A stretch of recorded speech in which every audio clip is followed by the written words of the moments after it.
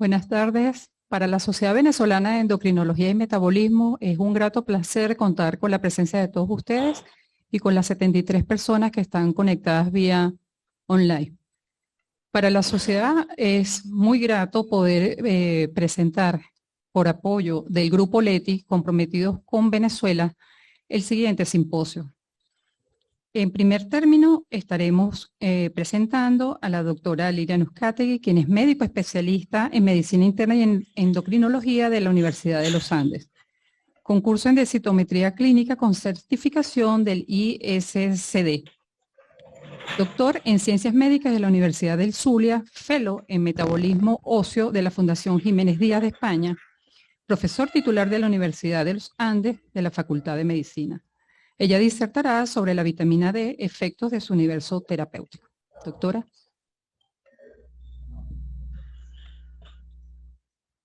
Hola, buenas tardes a todos. Quiero agradecer inicialmente a la Junta Directiva de la Sociedad por la invitación a participar en este evento y sobre todo por la modalidad presencial que nos hace acercarnos a muy buenos amigos en este congreso. También muy orgullosa del epónimo, nuestro querido doctor Ablan, que hablaría de vitamina D seguramente si estuviera aquí, porque es un hombre muy letrado en esa área. Y agradecer a la industria farmacéutica, en especial al laboratorio. Ok. Ok. Y sobre todo al laboratorio que hoy nos acompaña y que permite este almuerzo para poder estar aquí reunidos. Hablar de estas acciones metabólicas quizás sigue siendo una gran controversia y todo aquello que conduzca a cambios en nuestro sistema, tanto terapéutico como fisiopatológico, conduce también a generar guías.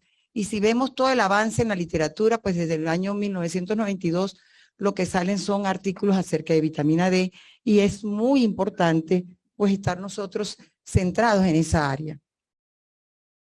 Si bien es cierto, hablar de vitamina D es hablar de una verdadera hormona y si ustedes lo ven, pues uno habla de vitamina porque tiene que ingerirla o sintetizarla en la piel, pero también es una hormona porque una vez que tenemos la forma activa, esta hormona es capaz de producir efectos no solamente por la vía clásica que todos conocemos, sino también efectos extraesqueléticos que aún no sabemos hasta dónde puede llegar esa actividad funcional ni cuál será el verdadero nivel que mantiene la hemostasia, ese nivel homeostático de la vitamina D en múltiples áreas y sistemas. Así bien, esta gran vitamina o hormona, pues tiene centrado muchos elementos. Es un poquito engorroso si uno no se centra en la parte metabólica per se y explica la bioquímica de ese receptor y los endocrinos somos especialistas en ver las cosas moleculares y que nos las expliquen en fácil, ¿no?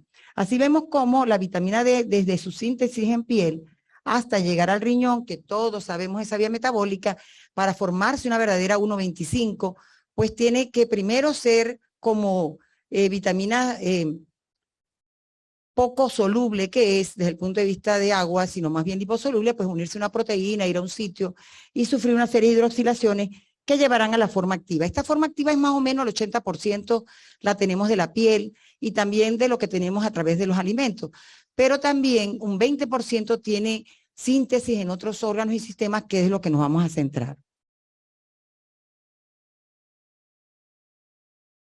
Entonces vemos cómo pudiera tener un minutico, porque creo que colocaron las diapositivas que no son. Un segundo.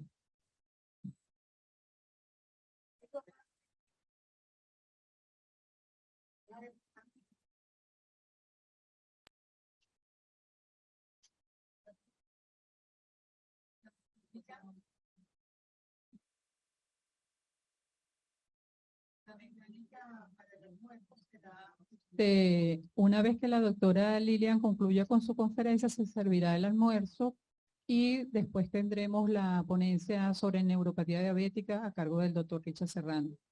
Por favor, quedarse en sus asientos y agradecemos su asistencia.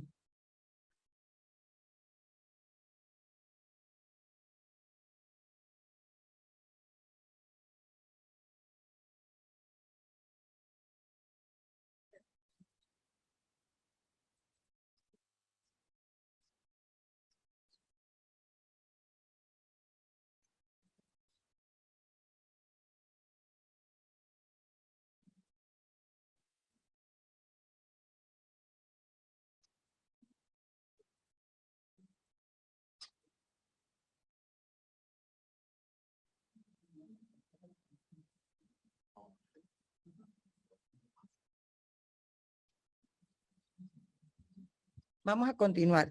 Realmente le decía a Roal, bueno, la de la plantilla no la pongas, esa fue la que colocó. Pero bueno, es importante, ya la puedes abrir.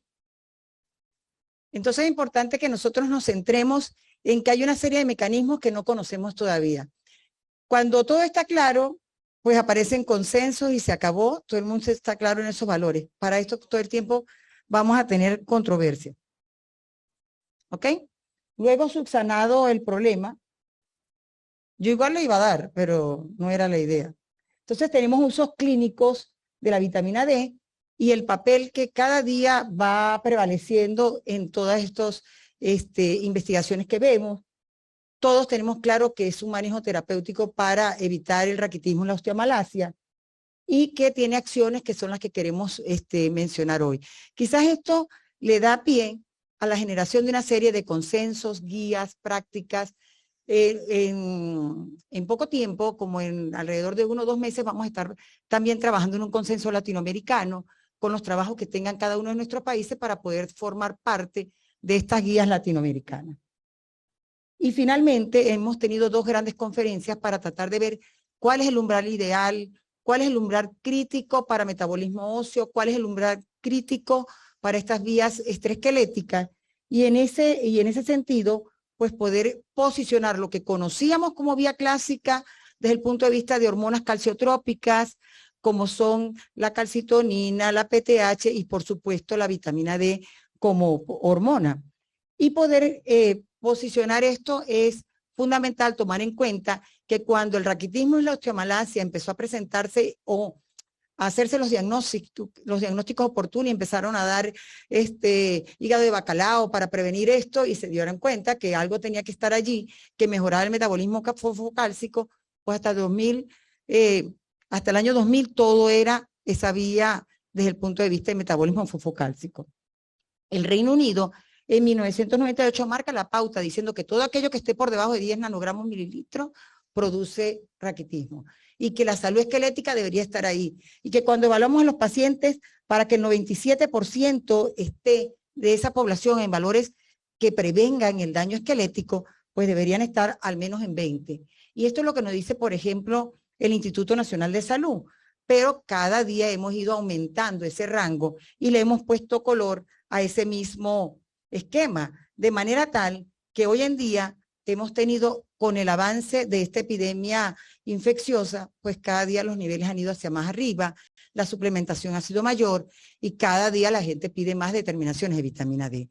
Si vemos la gran variedad entre las respuestas en los diferentes estudios, pues tiene que ver con esto. Si hemos pedido niveles de vitamina D por diferentes técnicas, pues tendremos puntos de cortes distintos. A medida que bajemos los puntos de corte para decir que es salud esquelética, pues tendremos una población, casi toda la población podría estar en niveles adecuados, pero si hoy subiendo a 30 o a 40, tendríamos hipovitaminosis casi en el 80% de la población mundial. Y eso lo tenemos que entender para poder tomar en forma crítica qué valor podría ser tóxico, qué valor podría ser funcional y qué valor podría ser deficitario y producir enfermedad sistémica. Así bien, que hoy hablamos de un verdadero sistema endocrino de la vitamina D.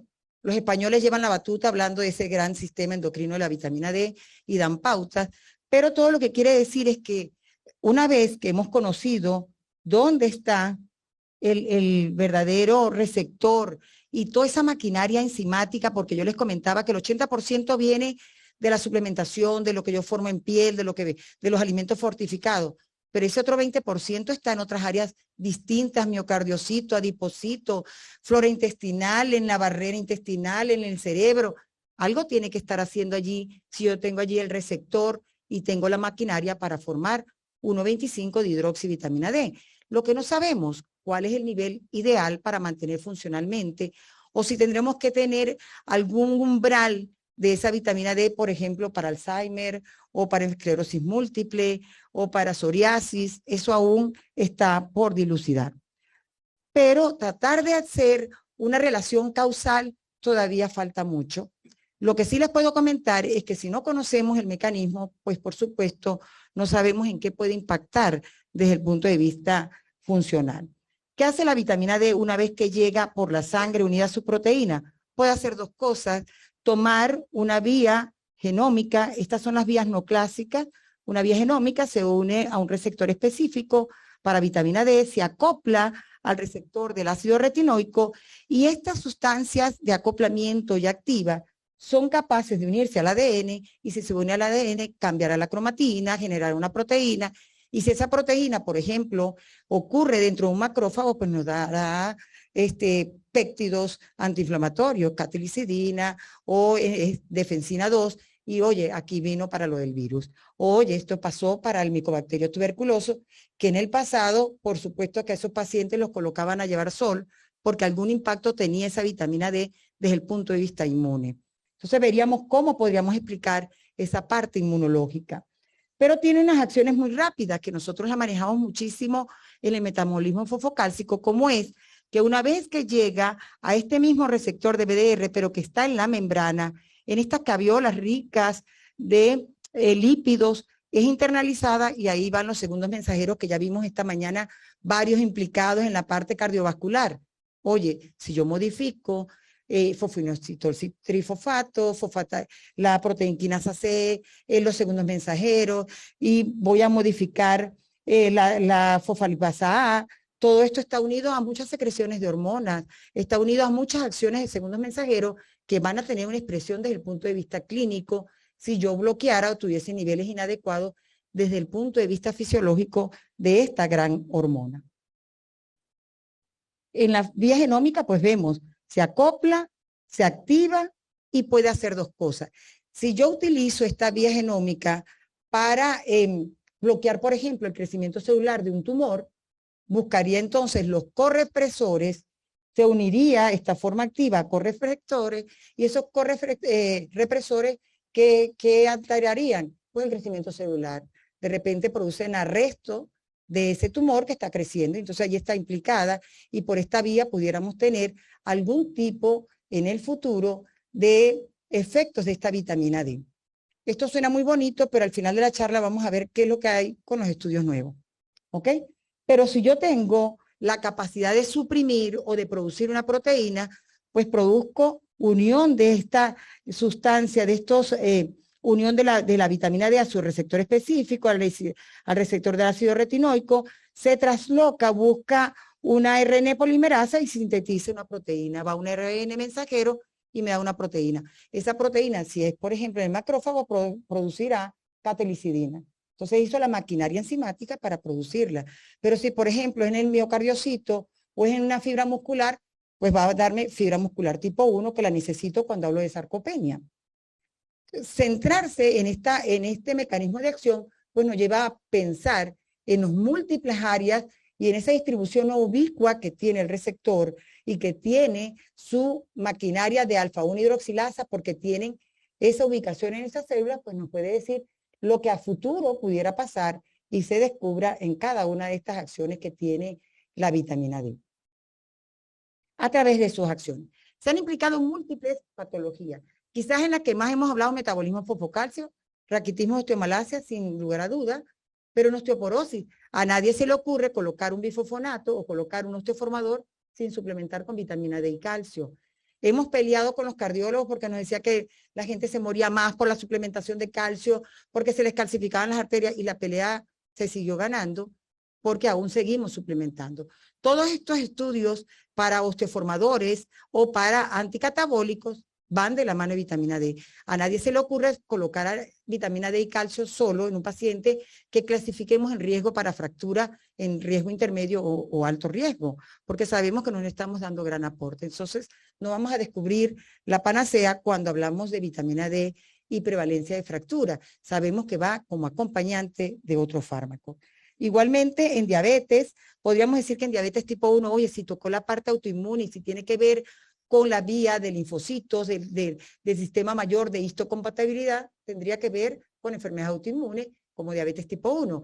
Pero en diabetes tipo 2, nosotros cuando empezamos a conocer la vía, cómo se sintetiza la insulina, de su proinsulina a la insulina, pues requiere transcripción y él está involucrado. O cómo puedo liberar insulina desde la célula, requiero calcio y quién está implicado. Entonces tiene implicaciones que aún desconocemos en un mundo grande de posibilidades.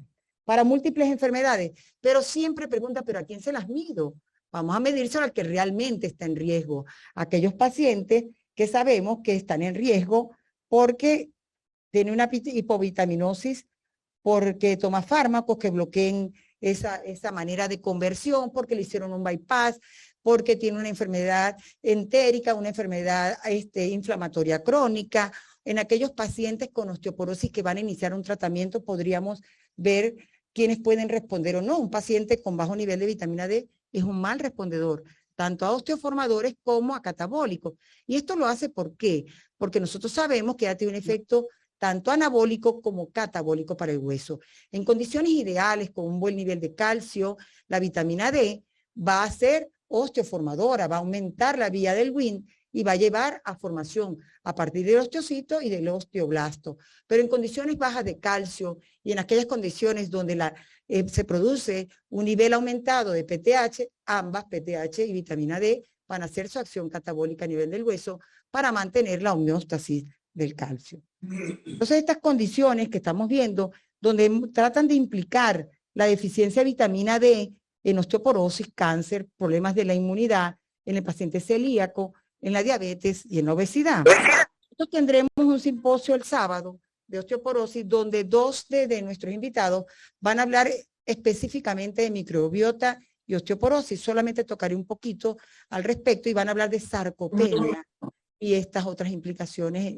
Por lo tanto, no lo ampliaré mucho porque estos dos colegas lo harán ampliamente. Entonces, este gran síndrome endocrino, nosotros siempre estuvimos aquí, en hueso, riñón, en esqueleto, en absorción. Hoy estamos aquí, en todas estas áreas donde podemos encontrar el receptor, en músculo, asociado a sarcopenia, en hígado, en esteatohepatitis no alcohólica, en el paciente obeso, en el sistema, a nivel del sistema nervioso, en pacientes, en trastornos del punto de vista cardiovascular, en neoplasia, y tratar un poquito de avanzar en qué pudiera tener de asociación, no de causalidad. Todavía no tenemos puntos de unión específicos, potentes, para decir que hay causalidad. Así vemos que seguimos estando en pandemia, que dentro de una gran pandemia general, donde más de 1 billón de personas a nivel mundial tienen niveles deficitarios, pues tuvimos también otra pandemia que se vio empeorada por esos niveles deficientes. Siguen expresándose a nivel europeo, en todos los continentes, valores en los cuales una gran población nuestra, un 40 a un 50%, dependiendo del umbral que usemos, pudieran estar en niveles deficientes. Entonces, poder ver en la salud esquelética, llamar a la reflexión de que sí tiene poder. Por supuesto, hay trabajos que hace 2 años decíamos están en curso y que hoy terminaron, que nos muestran que solo se pudieran mejorar algunos pacientes específicos cuando se suplementa. Ver el efecto es fundamental porque ella mejora la absorción de calcio y lo hace tanto por vía transmembrana como por vía intermembrana, y esta generación de calcio pues es lo que tenemos nosotros que conocemos por el impacto a nivel del hueso, que ella es calciotrópica. Y cuando comentamos de los bifosfonatos, de los osteoformadores o de cualquier medicamento que haya demostrado reducción de tasa de fractura, todos están complementados con calcio y vitamina D. Nunca damos calcio y vitamina D contra placebo. Entonces, evaluar el riesgo de fractura solamente dando vitamina D y placebo no es lo ideal. ¿Qué mostraron los estudios? Con los bifosfonatos, que son los más ampliamente usados, que aquellos pacientes que tenían la densimetría que no cambiaba, que eran no respondedores, que el perfil bioquímico de marcadores no cambiaba, se les hizo determinación de vitamina D. Y que mostraron que los no respondedores, en el 70% estaban en pacientes con niveles deficientes. Tenemos que darle un microambiente adecuado al hueso con esos otros valores para que pueda trabajar bien los fármacos que utilizamos. Entonces, la heterogeneidad de los estudios, el tipo de pruebas, hoy es muy en boga hacer estandarización de las pruebas. Oye, vitamina D realmente necesita estar estandarizada. Los de ELISA que se están usando y los inmunoensayos son buenos, han sido algunos de ellos validados, y en base a esto salen nuestros metaanálisis con otros tipos de herramientas para darle certeza. Entonces, es muy difícil, ¿por qué? Porque nadie suplementa 1000, otros tienen 800, otros 5.000, otros 3.000. O sea, no es comparable las dosificaciones que se usan en los diferentes estudios. En este journal, por ejemplo, que aparece en el 2022, que es el journal que todo el mundo carga por allí porque dice, miren el estudio vital que estábamos esperando. Allí se hizo un gran estudio de los pacientes y, oye, qué mal, no mostró reducción de tasa de fractura, la gente como que se sigue muriendo igual que el placebo, parece que hay más fracturas de cadera, no hay respuesta adecuada desde el punto de vista cardiovascular, pero es lo que les digo, o sea, fueron pacientes que no fueron tomados en cuenta para que fuese osteoporótico o no. El nivel de vitamina D se midió un año después de empezar el estudio y el resto son encuestas desde la casa a los pacientes para ver si se cayeron, si fueron recluidos, si tuvieron algún episodio. Cualquiera con un dolor abdominal y distensión puede pensar que tiene un infarto, va a la clínica y de repente no es un infarto. Y fue colocado dentro de esto como una angina. Entonces hay que tomar con los mensajes como son. Sin embargo, ellos mostraron que aquellos pacientes que sus niveles no fueron adecuados, parece que sí responden adecuadamente en prevención de tasa de mortalidad, incluso en cáncer. Entonces, esto era lo que les comentaba. Si uno mira las gráficas, pues dice, oye, vitamina D en ninguna de las gráficas fue mejor que el placebo para fracturas de cadera, ni vertebrales, ni no vertebrales. Y esto acaba de publicarse. No obstante, otros estudios pueden correlacionar a favor de vitamina D o en contra, y vemos que todos estos, cuando uno evalúa en prevención de algún tipo de fractura, otros metaanálisis antes del vital mostraban que había algún tipo de protección. Y estudios de metaanálisis con otras herramientas un poquito más extensas, que es lo que se está promoviendo ahora, que sean de este tipo, tratando de individualizar esas muestras, de estandarizar las pruebas que se utilizan, de que sean determinaciones en cuánto tiempo y que se semejen las N muestrales, pues tratan de dar más fortaleza a esto. Este, por ejemplo, de 2014, siguiendo esta técnica, mostraba una reducción de todas las causas de mortalidad hasta un 7% más baja en los pacientes suplementados y hasta 13% menos cáncer en los pacientes que fueron suplementados. Más adelante vemos cómo esto pudiera mostrar el estudio Plus One, que trató de evaluar mortalidad, ver si nosotros siempre hablamos de que hay medicamentos que de repente se pueden comportar de manera de una ilustración tipo J, que si yo le doy un nivel puedo bajar la tasa de mortalidad, pero que a otro nivel se incremente. Entonces, tratando de buscar esto, miremos este estudio. En esta evaluación de vitamina D y mortalidad, y fue un gran grupo, se mostraba que la tasa de mortalidad en la parte de abajo lo vamos a ver en nanomoles, pero yo le hice la conversión arriba, donde aquellos pacientes que estaban entre 40, 50 o más de 30, en el consenso latinoamericano nosotros dimos para Venezuela y para Latinoamérica 30 como un punto de corte de niveles en FELAEN en el 2021 para hablar de salud esquelética, tomando en cuenta los trabajos que estaban en Latinoamérica. Y si nos vemos aquí, los centramos, pues están en 30 y esa tasa de mortalidad hace como una meseta y está por debajo del riesgo de la unidad. Quiere decir que se estabiliza con estos valores. Y si vemos la parte distal de ellos, a medida que yo aumento, estoy más de 60 o 70, no está incrementando esa tasa de letalidad.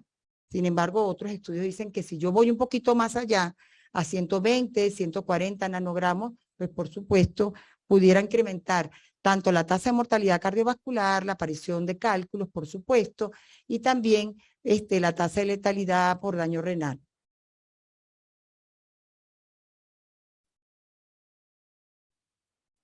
El clúster de unión con diabetes, con obesidad y con todos estos elementos, pues ya lo sabemos, a través del impacto que pudiera tener en la célula beta, a través del impacto en el adipocito, porque es un factor fundamental en segundos mensajeros en el adipocito. Un nivel adecuado de vitamina D puede llevar a la conversión de pequeños adipocitos sin tanto efecto metabólico como el adipocito grande.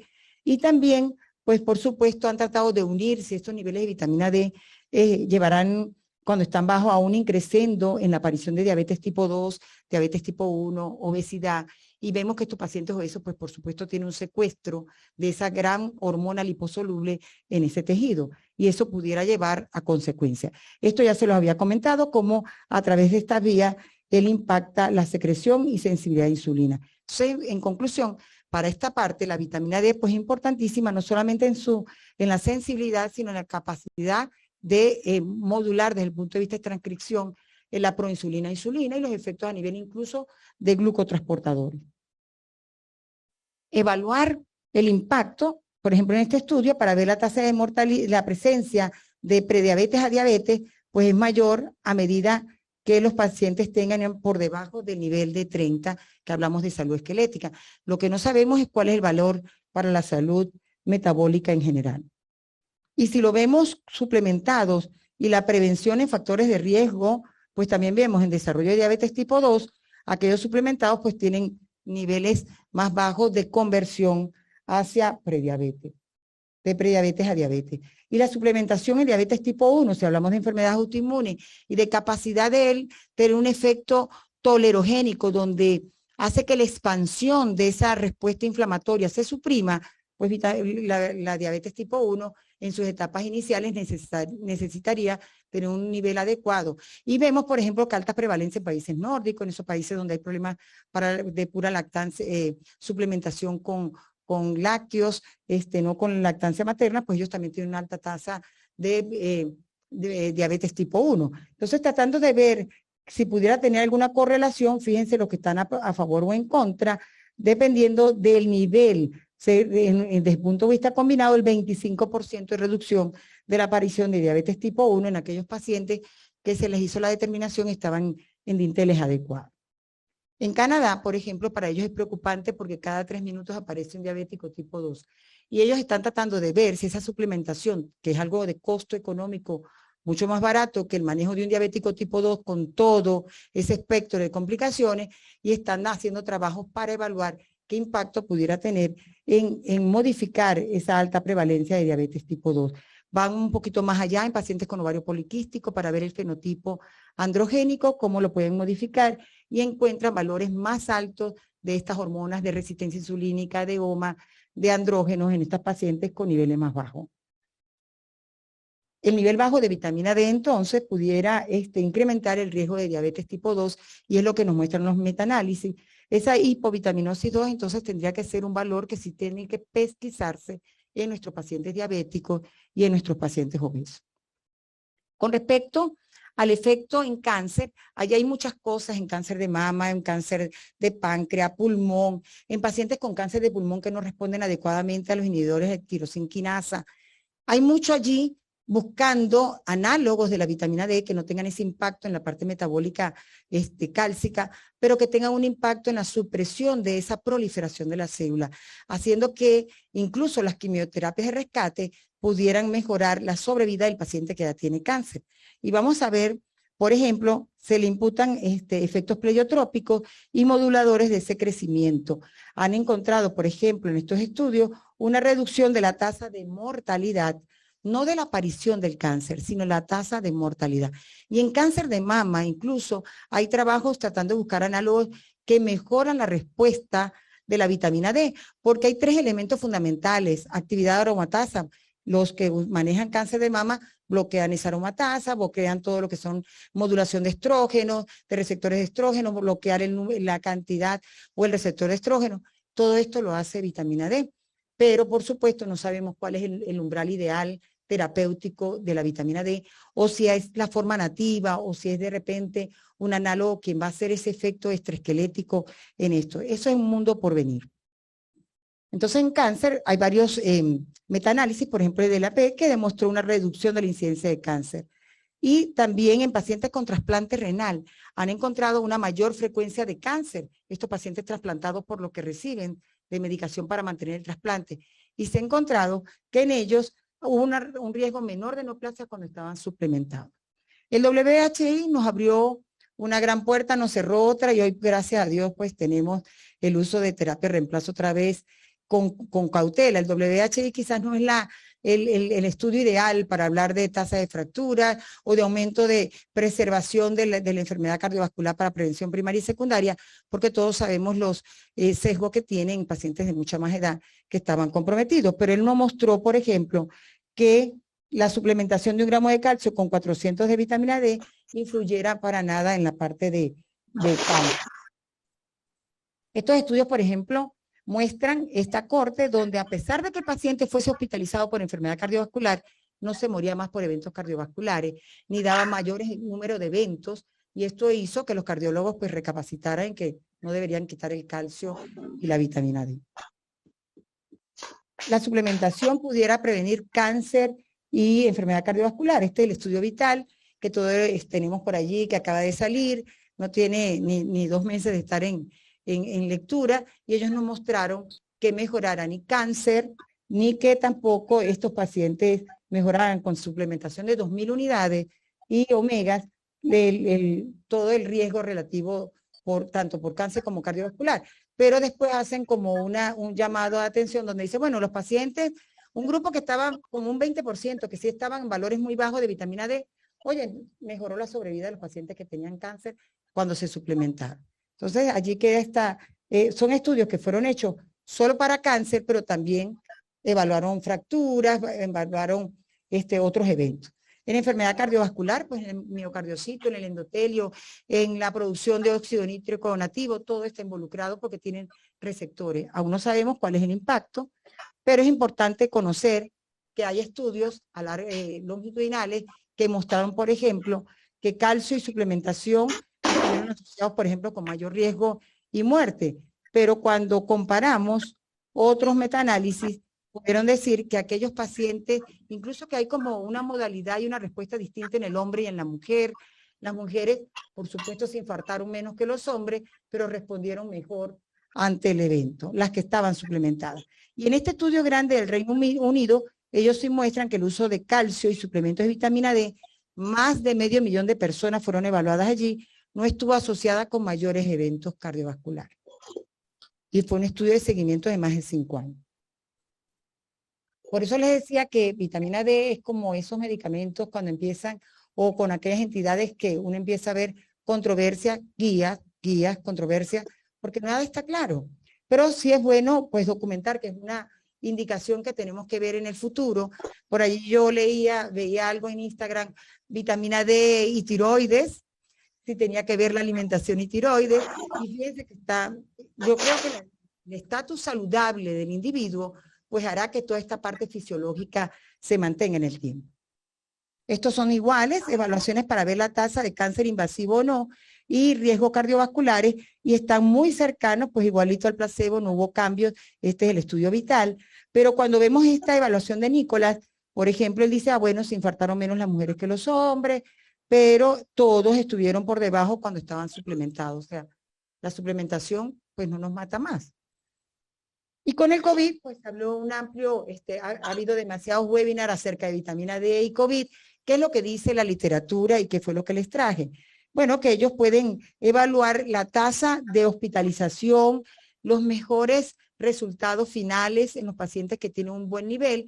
De hecho, ahorita está un trabajo en progreso en pacientes críticamente enfermos en las primeras 20 días, y en las primeras 72 horas las están suplementando con alta dosis, midiendo el nivel con el que entran y midiéndolo incluso a los 90 días.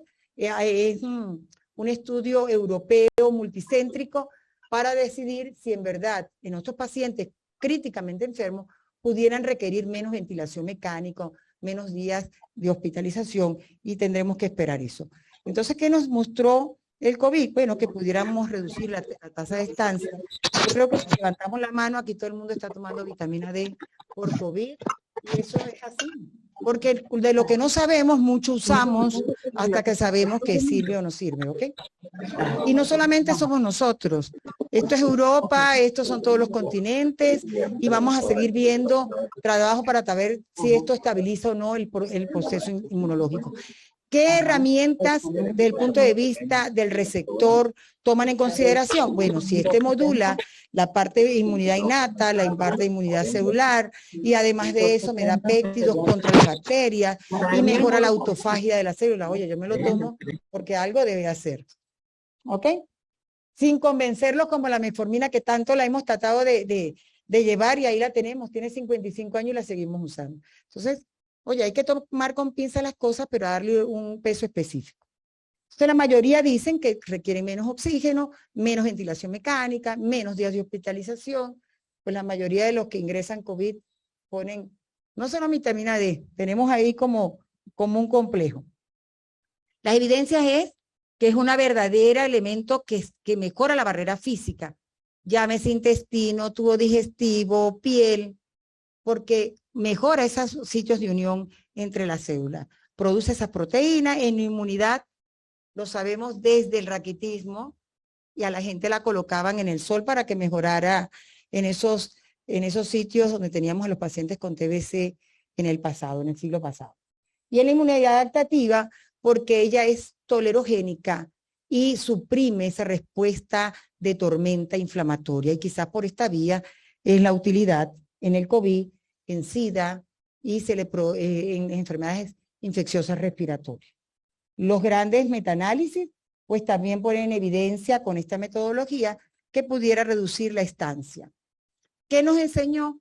Que algo tiene que haber allí desde el punto de vista inmunológico. Esto nos enseñó el COVID y que tenemos que tener niveles suficientes cuando estamos ante otras enfermedades porque nos da un aporte, un soporte especial desde el punto de vista de barrera, de inmunología, de generación de péptidos antiinflamatorios, de cambiar un espectro inmunológico antiinflamatorio a un espectro antiinflamatorio, a generar esos anticuerpos en esas células C, beta y en las células B y en las células H para ser proclives a un estado tolerogénico. En la enfermedad celíaca vamos a tener microbiota el sábado, pero decirles que ella es fundamental para mantener esa estabilidad. Y hoy se habla de un verdadero eje intestinal hepático, que va a colocar allí el NASH, la cirrosis hepática, la obesidad, síndrome metabólico, y hoy es la tendencia es hablar de disbiosis y cómo modificar esas disbiosis a través de un buen hábito alimentario. Y en la disbiosis, pues fíjense qué hace. Mantiene, desde el punto de vista intestinal, pues mantiene esas barreras intestinales, genera autofagia para que se liberen todas esas bacterias o virus que puedan lesionar al huésped, y además genera péptidos tipo catelicidina, beta-desbenzina. Debe tener un efecto, tiene receptores, tiene maquinaria en el intestino.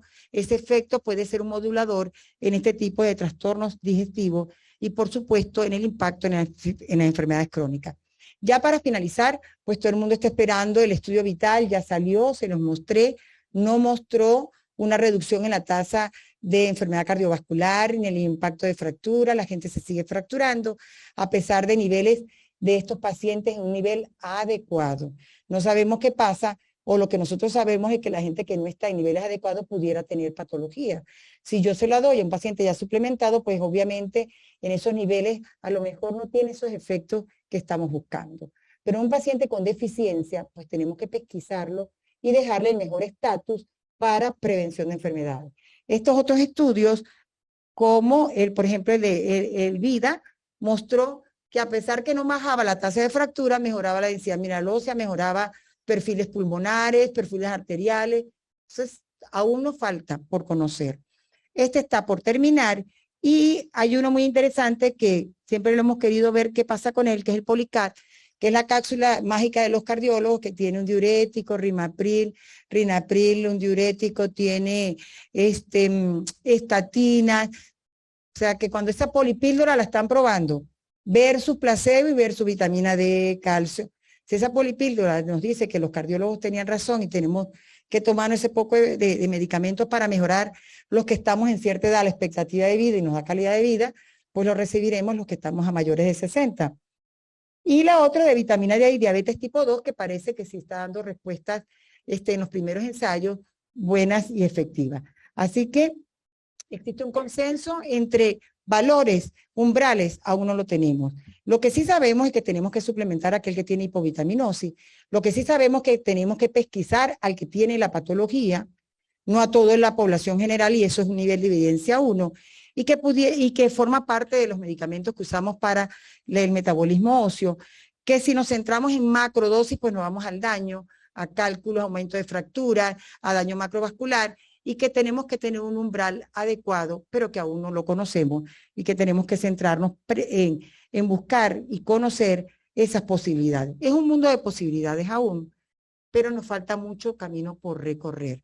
Quizás decirles que estoy orgullosa de estar aquí en este evento y que brindo porque todo lo que veamos sea efectivo para nosotros. Muchas gracias.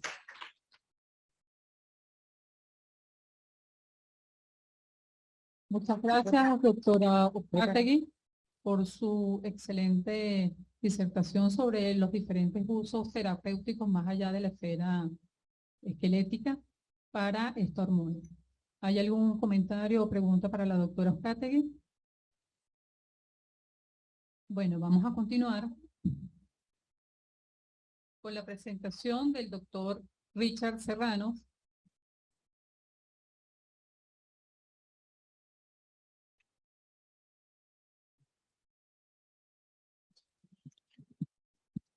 El doctor Richard Serrano es médico cirujano de la Universidad de Oriente, Núcleo Bolívar, posgrado de Medicina Interna en el Hospital Miguel Pérez Carreño, adscrito a la UCB, posgrado en Neurología del Hospital Vargas de Caracas, adscrito a la UCB, fellow en Estudios de Electrofisiología y docente del Servicio de Neurología del Hospital Vargas. Doctor Serrano nos comentará sobre la neuropatía diabética. Adelante, doctor.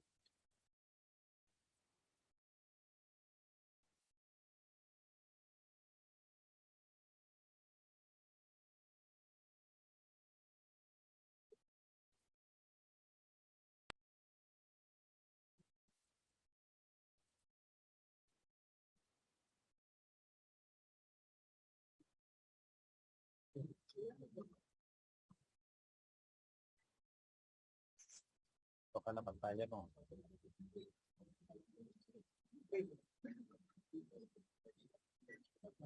Adelante y atrás. Aquí tiene el código. Fue por 40 minutos, ¿no? Sí.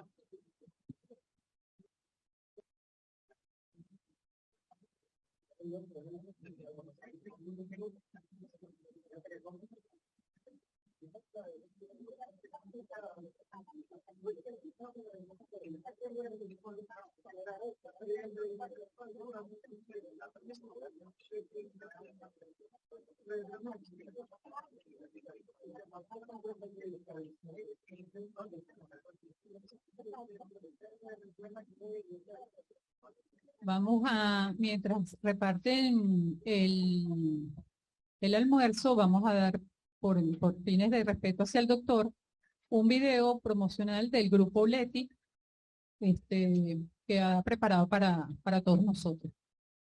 E inmediatamente, pues, el doctor iniciará su ponencia.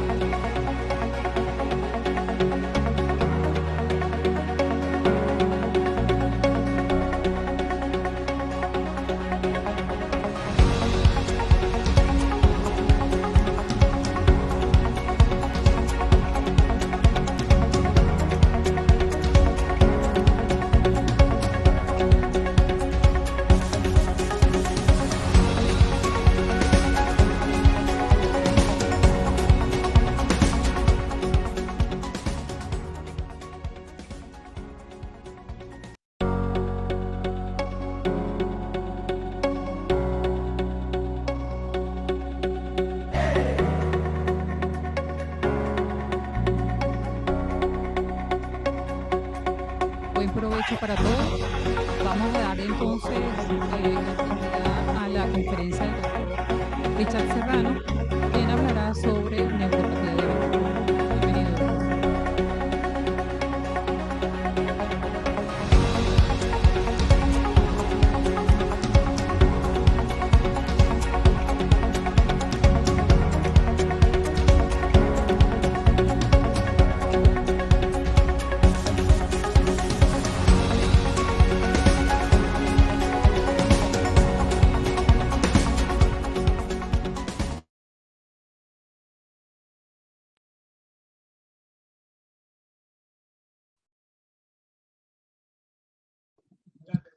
Buenas tardes, gracias por la invitación. Creo que tengo un reto, hacer de que su rinencéfalo no preste atención tanto en la comida y hacer un poquito de atención en el tema.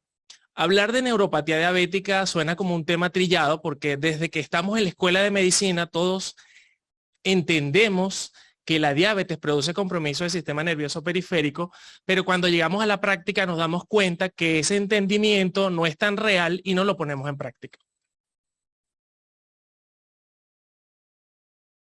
Hablar entonces de sistema nervioso periférico es hablar de ese conjunto de nervios que tienen relación con diversas estructuras celulares, como por ejemplo la célula de Schwann, el axón y los vasos sanguíneos. Y esos vasos sanguíneos realmente establecen una verdadera barrera. Nosotros siempre hablamos de barrera hematoencefálica, pero realmente existe también una barrera hematoneural. Por lo tanto, cualquier lesión de las estructuras que conforman ese sistema nervioso periférico son fácilmente lesionables. Vemos cómo la conformación de ese endotelio, pericito y diversas estructuras que permiten esa unión estrecha hace la verdadera barrera. Hablar entonces, y quiero que por favor fijen esta imagen, cuando hablamos de axones necesitamos entender que el grosor nos va a dar una función. De tal manera que hablar de axones más mielinizados, es decir, axones que tienen una velocidad de conducción mayor. Y aquellos axones que están desprovistos de mielina, es decir, axones que son amielínicos, van a tener una velocidad de conducción mucho menor. Más o menos vamos a observar aquí, fíjense cómo un grosor de 13 a 20 micrómetros en comparación con 0.2 a 1.5 va a conferir una velocidad de conducción del nervio mayor de 18 a 120 milisegundos a un axón desmielinizado o amielínico de 0.5 a 2. Esto va a conferir que los axones que sean más mielinizados van a tener características o funciones particulares, como por ejemplo la sensibilidad profunda. Estamos hablando de vibración, estamos hablando de propiosección. Mientras que los axones que son amielínicos van a ser axones que van a transmitir información sensitiva de tipo térmica, calórica y aquella sensación de dolor que no tiene una definición particular. Las consideraciones de hablar de neuropatía diabética es saber que existe un conjunto de síndromes clínicos y que este conjunto de síndromes clínicos, la polineuropatía sensitivo-motora distal es la más frecuente y que siempre hacemos énfasis en los roles de la diabetes mellitus tipo 1 y de la tipo 2, pero hay que entender que antes del diagnóstico ya tenemos compromiso del sistema nervioso periférico, por lo tanto los enfoques actuales están destinados a la prediabetes. Evidentemente cuando hablamos de prevalencia, tanto diabetes tipo 1 como tipo 2 tienen una prevalencia muy similar, pero cuando hablamos de incidencia, diabetes mellitus tipo 2 tiene la mayor incidencia de neuropatía diabética, estableciendo su asociación con las consecuencias en el pie diabético y el dolor neuropático y todas las consecuencias psicosociales que ésta pueda tener. De tal manera que no es nuevo entender que la neuropatía se establece en fases iniciales. Quiere decir que ese reloj ya se activa en etapas iniciales de la disrupción del metabolismo de la glucosa.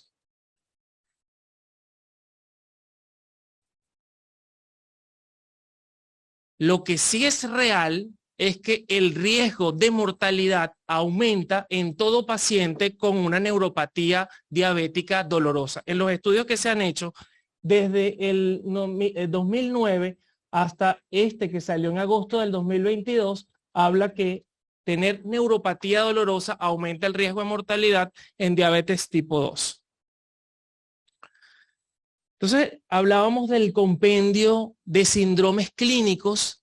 Volvemos a repetir, existen síndromes clínicos típicos como lo es la polineuropatía sensitivo-motora y que existen variedades de esa polineuropatía sensitiva motora. Tenemos entonces la expresión de los trastornos predominantemente de fibras pequeñas o las predominantemente de fibras gruesas. De tal manera que podemos tener aquel paciente que se queja de manifestaciones de ardor, sensación de punzadas, sensación de tipo corrientazo, y tendremos entonces las otras personas que tienen trastornos que involucran fibras gruesas como lo es apalestesia, hipopalestesia, trastornos de la presión, etc. Y este apartado se los traigo para saber que esto no siempre se presenta como un trastorno crónico. Pudiésemos tener una presentación de neuropatía dolorosa aguda en relación con estados de, por ejemplo, cetoacidosis diabética. Ese es el típico paciente que llega a la emergencia con una cetoacidosis diabética y después que sale la cetoacidosis diabética se queja que tiene ardor en las manos y en los pies. O pudiese tener una manifestación de tipo motora y sensitiva bastante significativa. También en los pacientes en donde se establece un control riguroso de la glicemia pudiese tener manifestaciones neuropáticas agudas. La disautonomía, bueno, todos hemos escuchado hablar de disautonomía en cualquiera de las variedades y compromisos de sistemas, y las manifestaciones más atípicas como aquellas que están enfocadas a compromisos de nervios aislados, es decir, estamos hablando de mononeuropatías o mononeuropatías múltiples o afectaciones de raíces y plexos, es decir, la radiculoplexopatía. Quiero que se queden con esta imagen porque este es el enfoque básico, el más frecuente, el más del 70% de los pacientes que tienen un compromiso neuropático con manifestaciones distales que progresan hacia proximales, llegan a la rodilla y de la rodilla comienzan a progresar en los miembros superiores, con manifestaciones de tipo, vuelvo a decir, de fibras pequeñas, y si logramos hacer o corroborar esas manifestaciones en el examen físico con compromiso de fibras gruesas. La parte fisiopatológica es bastante interesante porque hasta el 2010 quedábamos con la teoría de la vía de los polioles, de los productos de la glicosilación avanzada y la activación de la vía de la exosamida y la proteína quinasa C. Pero resulta que con el tiempo y los ensayos clínicos nos hemos dado cuenta que el aumento de los sustratos, por ejemplo, a cargo de la hiperglicemia, no corrigen por sí solos la neuropatía. Lo que quiere decir es que existen múltiples factores que coexisten para poder explicar el proceso. Y hablo específicamente de la dislipidemia, hablamos de la hiperinsulinemia, de la inflamación y todos esos factores que combinan y que concuerdan para establecer una disfunción mitocondrial, el aumento de las especies reactivas de oxígeno, los carboxiles reactivos. Esto a su vez produce un daño al ADN en la disminución de las fuentes de ATP, de NAD y por ende una alteración o una activación de estas vías que lo que va a llevar es a la inflamación, a la apoptosis y a toda la disrupción neuronal. No dejemos esto al lado porque resulta que neuropatía diabética en nuestra revisión y desde el punto de vista neurológico siempre se habla que es una neuropatía no inflamatoria. Pero las guías actuales sugieren que eso no es real y la inflamación está totalmente activa y forma parte de los mecanismos fisiopatológicos. Nos quedamos entonces con la cadena de la neuropatía diabética. La cadena de la neuropatía diabética entonces está establecida: síndrome metabólico, obesidad, resistencia a la insulina, hiperglicemia, ello conllevando una falla bioenergética de la neurona, y esa falla bioenergética de la neurona, recordemos que hay disfunción mitocondrial. Si hay disfunción mitocondrial, hay disfunción energética. La neurona y el axón falla el retículo endoplásmico y por lo tanto aumentan las especies reactivas de oxígeno y la sobrecarga neuronal. Vamos a quedarnos con esto. Entonces, falla la célula que está en el ganglio de la raíz dorsal, aumenta la producción de sustancias reactivas, las proteínas de choque térmico, se aumenta la expresión del PAR, existe reducción de los neurofilamentos. Esta celulita que está aquí, que es la célula de Schwann, aun cuando es un apartado que se encarga de la producción de esa envoltura, que es la mielina, tiene una relación directa con el axón, es decir, que la sobrevida del axón depende de la integridad de esa célula de Schwann. Es decir, que si hacemos lesión de célula de Schwann, también hacemos lesión axonal, y si hacemos lesión axonal, también habrá lesión de la célula de Schwann. Y finalmente, el daño microvascular, también conocido. En este estudio publicado en animales, en ratones, vemos cómo la hiperglicemia hace que esos productos de la glicosilación avanzada se unan a las células endoteliales, aumente la producción del factor de crecimiento del endotelio vascular y por lo tanto aumente el tamaño celular y haya mayor permeabilidad de esa barrera hematoneural. Vemos cómo el endotelio aumenta de tamaño, hay una disrupción de esas uniones estrechas, y cuando hacemos un análisis mucho más allá, vemos cómo la relación de otras células, como son los pericitos, y todas las proteínas que ahí se encuentran, esa correlación con los productos avanzados de la glicosilación aumentan el factor transformante beta y el factor de crecimiento endotelial, y lo que se traduce en un aumento de la membrana basal. Cuando hacemos una microfotografía, vemos cómo hay un aumento en el grosor de esa membrana basal, y fíjense cómo una oclusión de la luz vascular lo que condiciona hipoxia, isquemia y más lesión. Volvemos otra vez, la neuroinflamación. La neuroinflamación no solo en el mecanismo de daño, sino en que se perpetúe el dolor en el paciente con neuropatía. Este estudio es bastante interesante, que además se publicó ahora, hace un par de días, en donde se muestran modelos de ratón de diabetes mellitus tipo 1 y diabetes mellitus tipo 2, y vemos cómo se activan vías de neuroinflamación, se activan vías de quinasas, y esas vías de quinasa lo que hace es activar al inflamosoma, y si se activa el inflamosoma, aumentamos las especies reactivas de oxígeno y más lesión. Entonces, en este pobre ratoncito, resulta que se logró reproducir el prurito de forma espontánea y de forma secundariamente activada por mecanismos inducidos de inflamación. También entender que existe una reactivación de todos los mediadores del dolor. Hablamos que el péptido, la sustancia P, el glutamato, que son neurotransmisores excitadores, activan receptores particulares para que ese potencial de acción esté totalmente desinhibido. Es decir, que tenemos una carga de excitación y una inhibición, valga la redundancia, de la inhibición, por lo tanto se mantiene sostenida la inflamación y el dolor en el paciente con neuropatía diabética.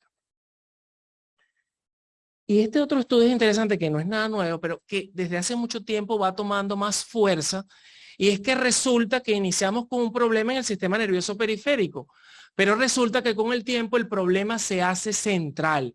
Recordemos que existen vías como por ejemplo la sustancia gris periacueductal ventrolateral se encarga de mediar el dolor, y resulta que como tenemos disparadores continuos, hay una desinhibición de la vía. Resulta que en ese paciente tenemos el dolor crónico, que hablamos que era el dolor mayor a 3 meses de duración.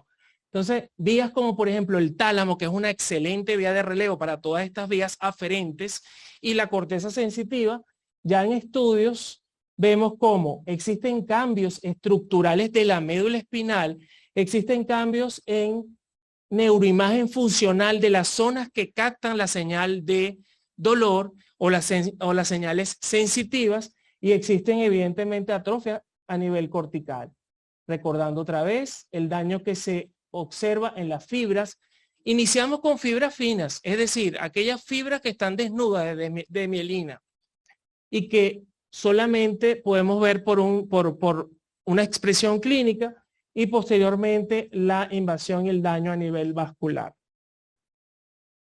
En cuanto al diagnóstico, es un diagnóstico multifocal, porque no solamente nos tenemos que enfocar en la parte clínica, sino que tenemos que utilizar herramientas. Y aquí viene la falla principal. ¿Qué herramientas estoy utilizando y por qué tengo que utilizarlas y en qué momento tengo que utilizarlas? Entonces aquí viene el problema. Bueno, sí, yo sé que el paciente tiene neuropatía diabética, pero ¿qué estoy haciendo? ¿Qué prueba estoy utilizando para hacer screening? ¿Es objetiva o no es objetiva? Porque entonces acá viene ¿qué estoy utilizando para que el método sea reproducible entre los médicos?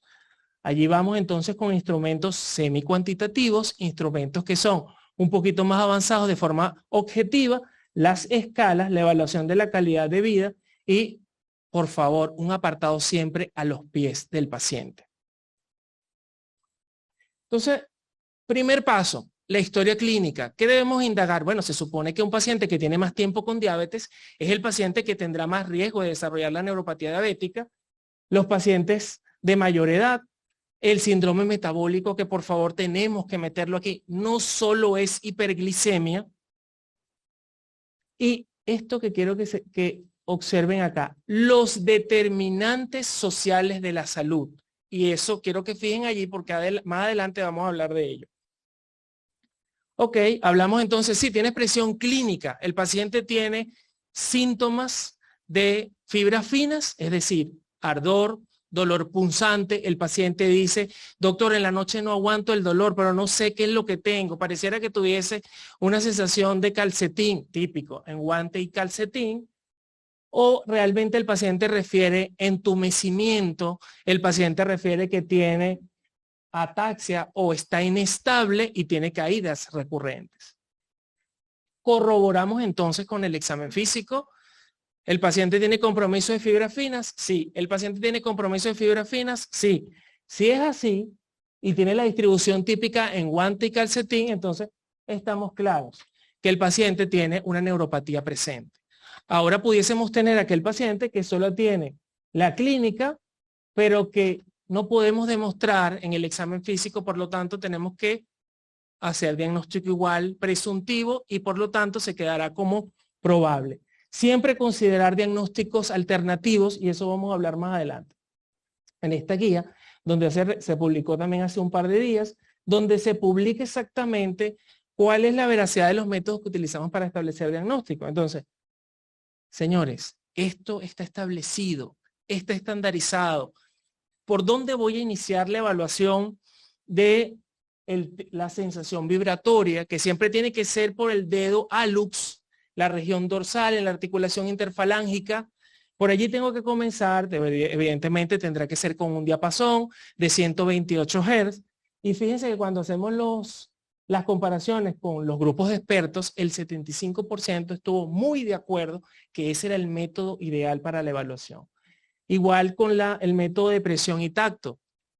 Este método tiene una función vital porque es que estima el riesgo de pie diabético y de ulceración realmente que se hace a través del monofilamento de 10 gramos. Y quiero que hagamos una observación acá. Fíjense, se supone que si encontramos en un paciente una alteración con monofilamento, es decir, que estamos hablando de presión y sabemos que la presión forma parte de la sensibilidad profunda, entonces ya tenemos compromiso de las fibras gruesas.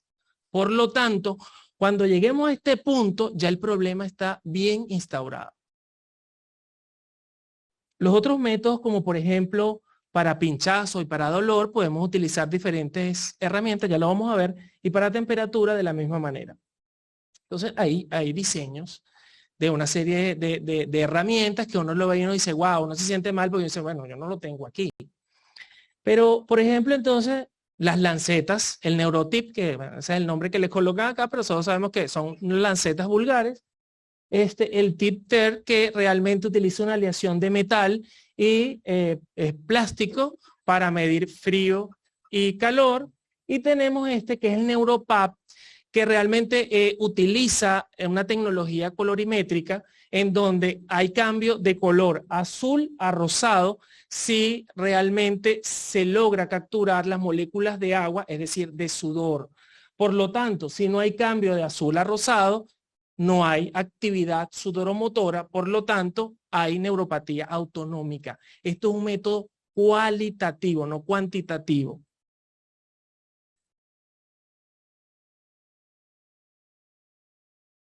Entonces, yo me preguntaba y decía, bueno, realmente en los métodos clínicos, ¿qué tanto utilizamos en la consulta de estos métodos? Y bueno, fíjense que las herramientas, los reflejos teotendinosos, y las demás que hemos hablado del punto de vista clínico que están en verde, siguen utilizándose y siguen siendo una herramienta de la mano. Cuando comparamos con otros que son mucho más especializados, mucho más cuantitativos, como por ejemplo el Vibratip, utilizamos una herramienta que mide la velocidad de conducción en el consultorio, y lo puede hacer cualquier persona, o métodos para evaluar la cantidad de sudoración en las extremidades, miembros superiores y miembros inferiores. Entonces, yo me pregunto, bueno, pero ¿cuál es realmente el uso? Fíjense que la mayoría de las personas, es decir, en todas partes del mundo, estos métodos son los menos utilizados, casi o nunca se usan. De tal manera que seguimos y nos quedamos aquí. La clínica debe prevalecer. Por lo tanto, no necesitamos tener productos de mayor alcance tecnológico para hacer diagnóstico. Volvemos otra vez a eso. Acá tenemos el arsenal. Uno cuando ve esto no le da miedo porque uno dice, oye, hay una cantidad de métodos cuantitativos en cuanto a las escalas para evaluar. Y no les estamos pidiendo que utilicen todas las escalas. Utilicen por lo menos de todas estas, utilicen una, imprímanla y ténganla en la consulta en la mano para hacer diagnóstico de neuropatía diabética. No podemos dejar hacia un lado el tema del dolor. El tema del dolor es fundamental. Y la cuantificación. Cuando revisamos más o menos de las características que engloban estas escalas, fíjense cómo la escala de Toronto tiene tanto hallazgos sintomáticos como signológicos para establecer, y digamos que es una de las más completas, pero dependiendo cuál es el objetivo que yo quiero buscar en ese paciente.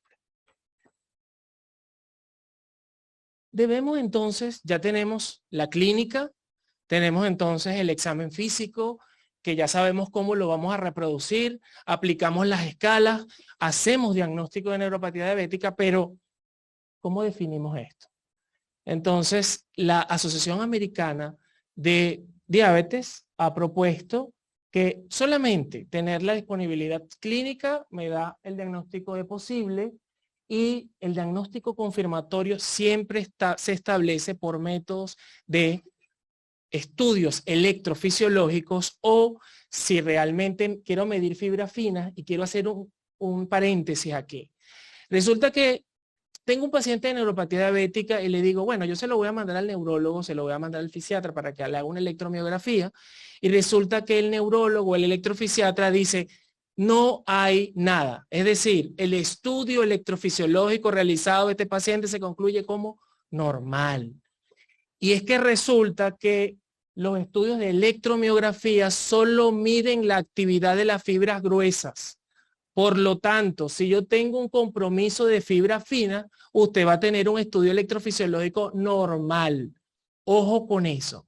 De tal manera que en un paciente que yo sospeche una neuropatía de fibras finas, el diagnóstico cuantitativo será medir la densidad de fibras intraepidérmicas. Y eso se hace por una biopsia sacabocado, y realmente en este país todavía no ha conseguido a la persona que lo haga porque se necesita un entrenamiento adicional a dermatopatología para poder estimar esto. Pero volvemos a repetir, ¿ustedes creen que necesitamos llegar a la biopsia para poder hacer el diagnóstico de neuropatía de fibra fina? No. Acá vemos cómo observamos, fíjense, en la velocidad, un estudio de neuroconducción, vemos cómo la amplitud del potencial de acción está en aproximadamente acá 4.2, la amplitud normal es mayor a 6 y tiene una velocidad de conducción de 37.8, la velocidad de conducción normal es de 39 en adelante.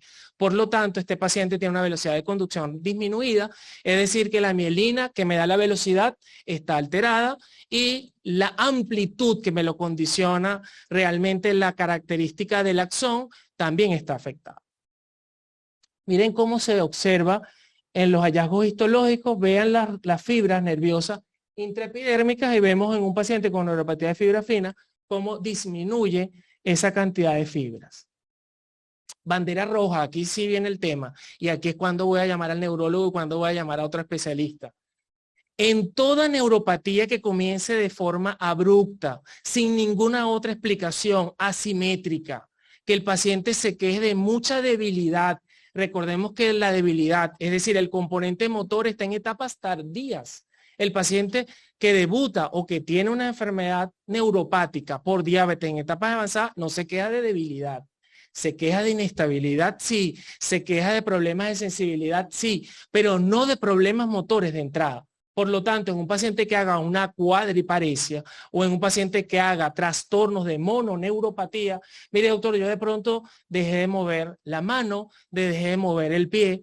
Entonces, ese es un signo de bandera roja. No quiere decir que un paciente con diabetes pueda tener una mononeuropatía, que también se puede ver. El paciente hace compromiso de nervios craneales, hace una paresia del tercer nervio craneal, hace una paresia de cualquier otro nervio craneal o puede hacer compromisos de raíces. Hace una radiculopatía, por ejemplo, un término que antiguamente se conocía como amiotrofia diabética. El paciente se queja de demasiado dolor a nivel, por ejemplo, lumbar y hay debilidad hay monoparesia por compromiso de plexo. Los diagnósticos diferenciales. Entonces, desde componentes metabólicos, tiroides, problemas renales, problemas inmunomediados, y aquí vamos a hacer un énfasis ahorita, los problemas nutricionales. Resulta que el paciente con diabetes no está aislado. Es un paciente que presenta problemas del metabolismo de otras estructuras que son cofactores, vitaminas, etcétera. Y entonces aquí estamos. Pacientes con diabetes mellitus tipo 2 que reciben metformina y resulta que la metformina se ha asociado directamente proporcional con una disminución de los niveles de vitamina B12. ¿Qué tal? Y resulta que la disminución de la vitamina B12 no es por un problema de desnutrición, es un problema de mala absorción, que son los que frecuentemente vemos en la cotidianidad. Y vitamina B12, ausencia de vitamina B12, da cualquier cosa en el sistema nervioso central. Es decir, ese es el paciente que te llega con una mielopatía, lo que llamamos una mielopatía posterior y lateral o una mielopatía combinada subaguda. El paciente llega atáxico con paraparesia espástica y ese diagnóstico tiene, por favor, no para el endocrino, sino para decir, tenemos que pensar que en el paciente diabético tienen múltiples disrupciones de múltiples sistemas que también pueden conllevar a procesos neuropáticos. Otra cosa, volvemos sin querer, vitamina D. Los pacientes con disminución en los niveles de vitamina D en diabetes, que también están descritos, mucha descripción de hipovitaminosis D y diabetes, tienen neuropatía diabética. Y de eso hacia el otro extremo, la autoinmunidad que está asociada a diabetes también genera relación con otras enfermedades inmunomediadas, por ejemplo, la polirradiculoneuropatía inflamatoria crónica desmielinizante o CIDP, que vemos, fíjense, las lesiones de nodopatía o paranodopatía. En resumen, hacemos el screening, historia clínica del paciente. En un primer momento, definimos, ¿el paciente tiene compromiso de fibras finas o tiene compromiso de fibras gruesas? Ah, bueno, sí, el compromiso es de ambas. Realmente necesito otras pruebas en el consultorio para hacer diagnóstico. Perfecto. Y luego utilizamos las escalas que nos van a ayudar a afinar. Si este paciente por escala Michigan, por la escala de Toronto, etcétera, concluimos que es una neuropatía diabética. Considerar otras posibilidades. Fíjense aquí, fíjense. Déficit de vitamina B12, electroforesis de proteína, la amiloidosis, que también está en correlación con algunos pacientes diabéticos, le encanta el sistema nervioso periférico. Obviamente niveles de sangre, vitamina D y el magnesio. La hipomagnesemia tiene una relación directa con alteración del sistema nervioso periférico. Quiere decir que cualquier cosa puede afectar el sistema nervioso periférico. No vamos a hablar en profundidad de esa autonomía diabética porque esto es un tema para hablar días. Solamente quiero que tengamos en cuenta qué tipo de compromiso disautonómico tiene nuestro paciente, si realmente lo tiene, y en base a eso aquí tenemos que invitar a todo el mundo. Tenemos que invitar al urólogo, tenemos que invitar al cardiólogo, tenemos que invitar a todos las subespecialidades, porque dependiendo a cuál tipo de disautonomía tengamos, el estudio diagnóstico va a cambiar. Estamos en la época de los biomarcadores. Y resulta que, como hablamos de inflamación, entonces resulta que el metilglioxal y otras sustancias, como por ejemplo los factores de necrosis tumoral, los Toll receptor y algunas otras sustancias están en estudio porque resulta que esta es la medicina del futuro, intentar hacer diagnóstico con biomarcadores. Volvemos otra vez, una vez que tengamos la expresión clínica, ya muchas veces no podemos retroceder. En cuanto a la parte del manejo sintomático, realmente evitar la progresión, el abordaje de las complicaciones, y este punto lo dejé en rojo porque resulta que todo el mundo, bueno, sí, una neuropatía diabética, vamos a enfocarnos al control glicémico. Pero si nosotros hacemos control glicémico, fíjense, todos estos estudios, ACOR, UPDA, el BARI, todos estos intentaron saber si la hiperglicemia y la corrección estricta mejoraba la neuropatía diabética. Y resulta que en diabetes mellitus tipo 2 se observó que no. El nada más enfocarse en glicemia no va a mejorar el pronóstico de ese paciente. Excepto en diabetes mellitus tipo 1, en donde efectivamente enfocarse en un control objetivo individualizado sí ha mostrado más eficacia en el tiempo. Entonces, de forma grande, ¿con qué quiero que se lleven? Punto número 1, reducir la progresión. Punto número 2, tratamiento dirigido al dolor. Y punto número 3, las complicaciones del pie diabético. Y en el pie diabético, me voy a quedar rapidito, fíjense que el manejo debe ser multidisciplinario. Debe ir desde la evaluación que establecen algunas guías hasta de 1 minuto, rápidamente, evaluación del pie diabético. Y acá introduzco lo siguiente. Bueno, pero entonces, ¿en qué momento es que yo voy a hacer este algoritmo de manejo? Entonces, en todo paciente que se le acaba de diagnosticar diabetes mellitus tipo 2, en ese paciente yo tengo que hacer inmediatamente screening de neuropatía diabética. Y punto número 2, en los pacientes con prediabetes. Y aquel paciente que tiene diabetes mellitus tipo 1 a los 5 años después del diagnóstico. Y para todos, tanto diabetes mellitus tipo 1 como diabetes mellitus tipo 2, anual. Manejo entonces, hacemos el diagnóstico, modificamos el estilo de vida, riesgo cardiovascular, síndrome metabólico y la hiperglicemia. Consideramos otras alternativas y vamos a tratamiento. Entonces tenemos el paciente que tiene una neuropatía asintomática o el paciente que tiene síntomas leves a moderados. En ese paciente voy a utilizar patogenética, tratamiento patogenético, y esto era lo que antiguamente se conocían como fármacos modificadores de la enfermedad, que actualmente se llaman nutracéuticos, ¿ok? Los nutracéuticos, que ahí está el ácido tiótico o el ácido alfa lipoico, y en aquellos donde no hay dolor, pero sí hay clínica, igualito utilizamos el ácido lipoico y la benfotiamina, que básicamente lo que hace es ejercer inhibición de los mecanismos fisiopatológicos de la neuropatía diabética. Algunos otros que se han probado, como el lactobellin y el Palrestat, que realmente se habían indicado en algunos pacientes en estudios iniciales y que no demostró ninguna efectividad, siendo el ácido lipoico y la benfotiamina como los más utilizados. Y en aquellos que tengan síntomas, entonces pasamos a cuándo tratar, cómo tratar.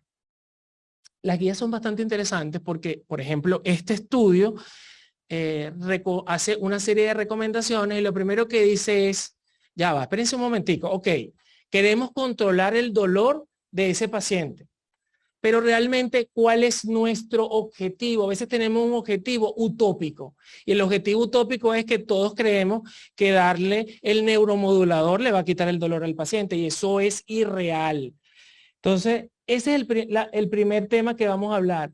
¿Cuáles son los objetivos farmacológicos? Entonces, punto número 1, para poder estimar que el fármaco que le estoy dando al paciente no está haciendo efecto, entonces primero tengo que tener 2 a 4 semanas después de tener una dosis por lo menos adecuada y que, fíjense, el 30 al 40% de mejoría del dolor se correlaciona con una respuesta clínica que es relevante. Y la reducción del 50% del dolor es realmente fuerte. Entonces, el objetivo principal es reducir el dolor al 50%. Olvídense de esa meta de que le voy a quitar el dolor 100%. Mi objetivo es 50% o por lo menos un 30 a un 40 para que sea relevante.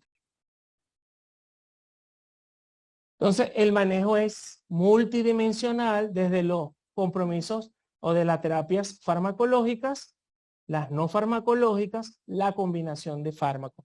De esta gráfica solo quiero que se lleven esto. Eviten los opioides lo más que se pueda. Porque los opioides generan problemas, los opioides generan dependencia, los opioides generan más efectos adversos de lo que nos pueden ayudar. De hecho, esta guía que se acaba de publicar también, de LADA, dice, evítenlo.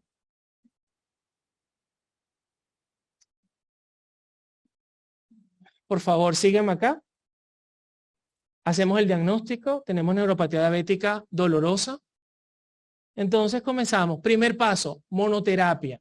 La monoterapia siempre tiene que estar establecida. Cuando uno revisa la lista de mercado de fármacos, uno se da cuenta que habla ácido valproico, como calcio, inhibidores de los canales de sodio, ¿no? La motrigina, carbamazepina, pero resulta que la FDA solo tiene 2 fármacos aprobados, que es pregabalina y duloxetina. Esos son los verdaderos 2 fármacos que están de primera línea, pregabalina y duloxetina. Entonces comenzamos con los gabapentanoides. Bueno, como les decía, sí, pregabalina, también está gabapentina, pero cuando se revisa la gabapentina tiene menos evidencia y menos respuesta que la pregabalina. Luego tenemos los antidepresivos tricíclicos y hago señal aquí porque en las guías viejas uno observa que amitriptilina sigue siendo el tratamiento de primera elección. Señores, eso actualmente no es así.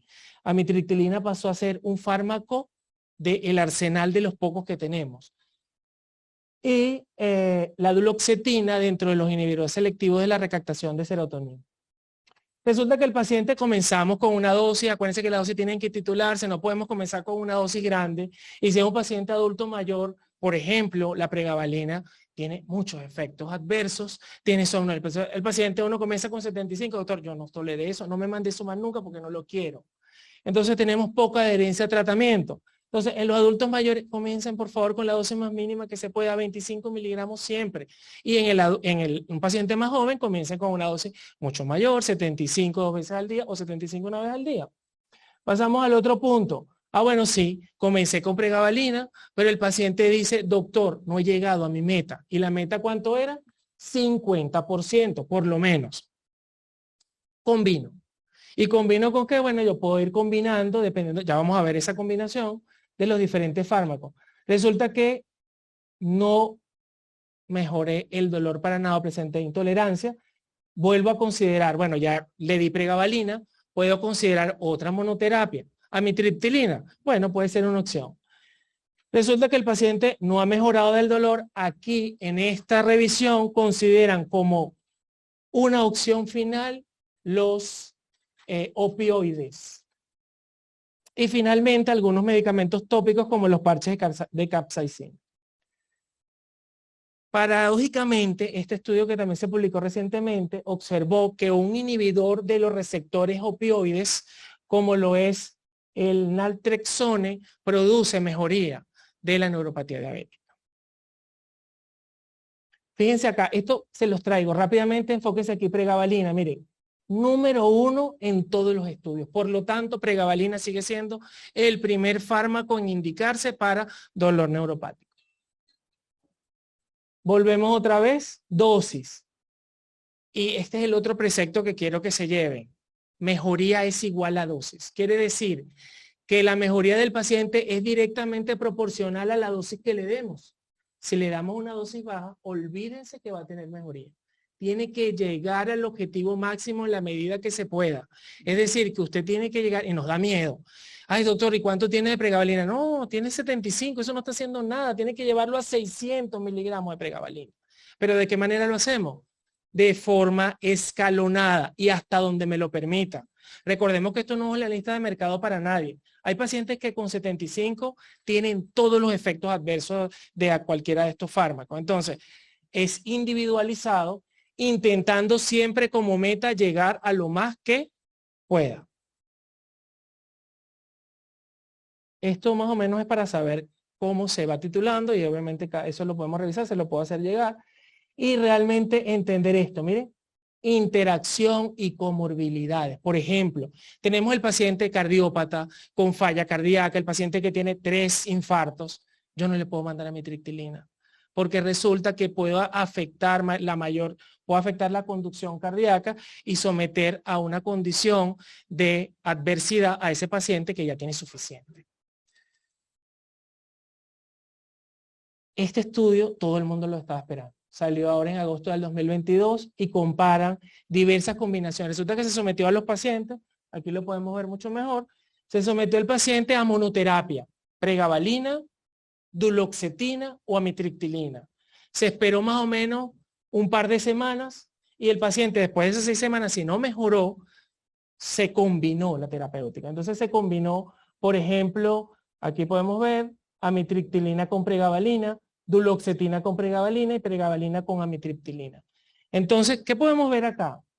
Los fármacos en monoterapia son tan efectivos como la combinación, pero cuando la monoterapia no funciona, tengo que recurrir a la combinación. Estamos estudiando otras moléculas, por ejemplo, sinergismo entre trazodona y gabapentina. Esto se ha hecho en modelos murinos, pero aparentemente ha dado buenos resultados. De hecho, hace un par de años se hizo una combinación de trazodona con pregabalina en fibromialgia y resultó bastante bien en control del dolor neuropático. La terapia con los endocannabinoides sigue estando allí, no ha dado buenos resultados. Y esto es la medicina del futuro, realmente utilizando esos biomarcadores. Y me daba mucha risa cuando leí el tema de la medicina regenerativa, y es que resulta que estamos utilizando factores de crecimiento para estimular la regeneración del nervio. A esto vamos. Evidentemente, fíjense que todos son modelos murinos y son modelos que están aplicados, no están aplicados en personas, pero resulta que parece ser prometedor. Y esto último, que es lo que me quería centrar, el ADA sacó esta dimensión. ¿Se acuerdan el concepto de salud utópico de la Organización Mundial de la Salud?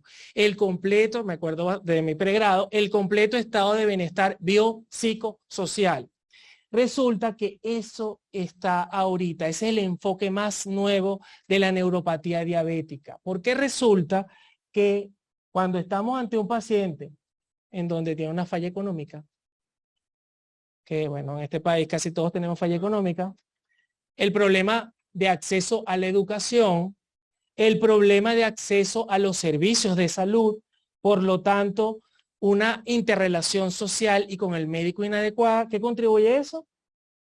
no me controla el pie diabético. Nadie me ve las complicaciones. Nadie tiene control sobre los objetivos de la glicemia. Nadie observa realmente cuáles son los conocimientos que debo tener para el paciente diabético. ¿Y en qué se traduce eso? Mal control glicémico. Y el mal control glicémico se traduce en neuropatía diabética. Entonces, el enfoque actual mundial es controlar o incidir sobre los determinantes sociales de la salud.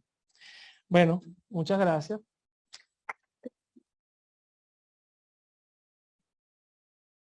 Muchas gracias, doctor Serrano, y creo que la audiencia está convencida de que su excelente conferencia superó cualquier actividad diencefálica. Bueno, en aras del tiempo y por respeto al bloque de endocrinología pediátrica, queremos saber si hay algún comentario o pregunta para la doctora Oscate y el doctor Serrano. Bueno, muchas gracias. Feliz tarde.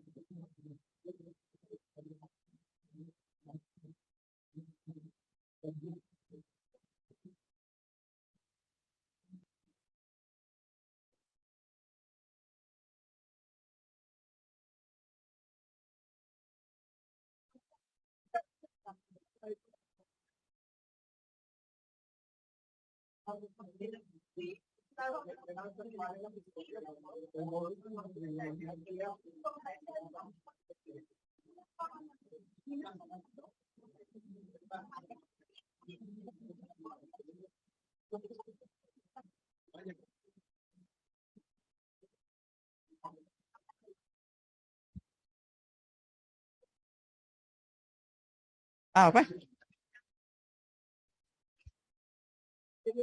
Dale, yo.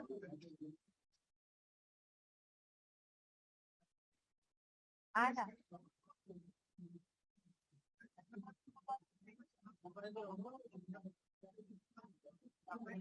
Sí, a ver.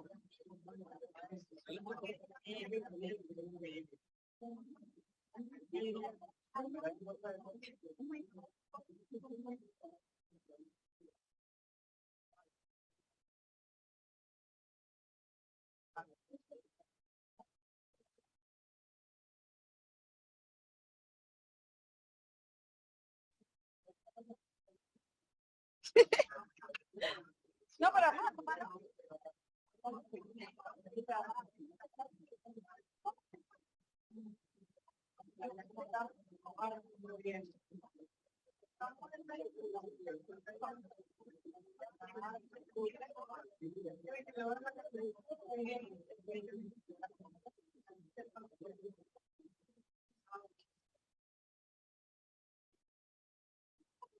entonces, las pasas tú.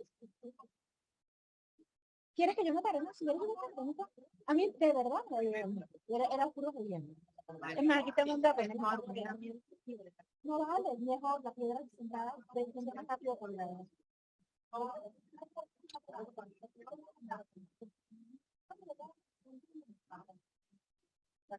A ver. Párate allá. Me veo mejor.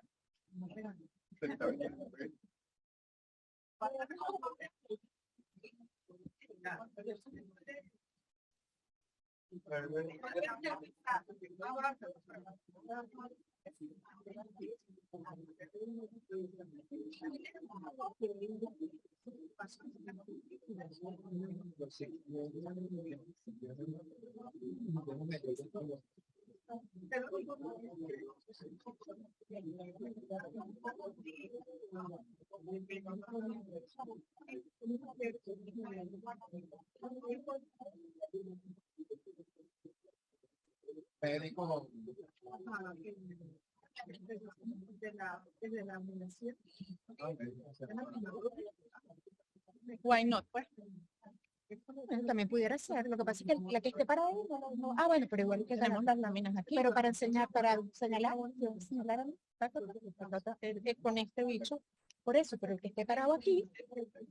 Se queda así, será que... Sí, déjalo así, porque ahí empezamos. Le vamos a dar palo. Ahí le vamos a dar palo. A Eduardo. ¿Cómo hacemos? No, vale, vamos a plantearla así. ¿Qué pasa? Que como no se habla de trastornos de identidad de género, vamos a hacer una corrección empezando la conferencia. Esa es la primera lámina. No, porque la puedo decir como ustedes me dicen, ¿no? Así.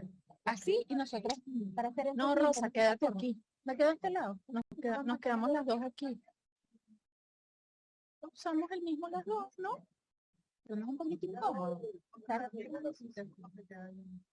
Uno acá y otra allá. Te lo dicto por aquí. Hola, profesor, ¿cómo estás? Esta es la piedra.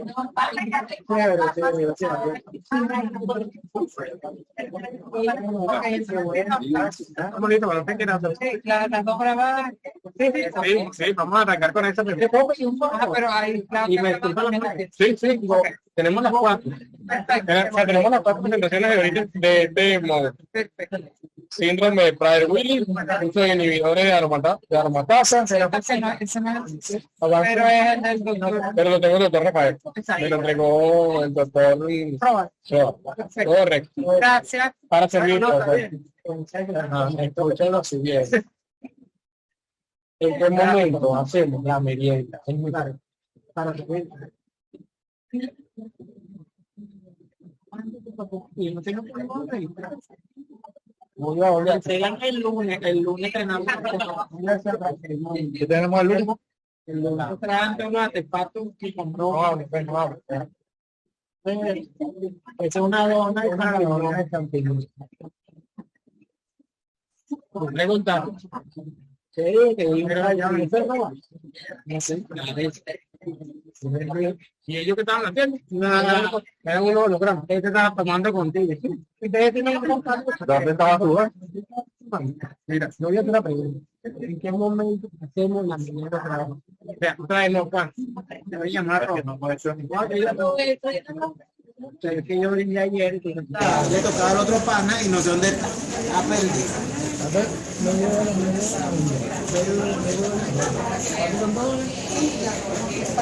hasta hoy 16:30. Pero con vitamina D. Sí, ya por allá. Vitamina D. Gracias. Ya tienen las bondades de la vitamina D, así que bueno, gracias. Vitamina D. Este amigo lo dice que tiene vitamina C. Cerveza. Pero si bien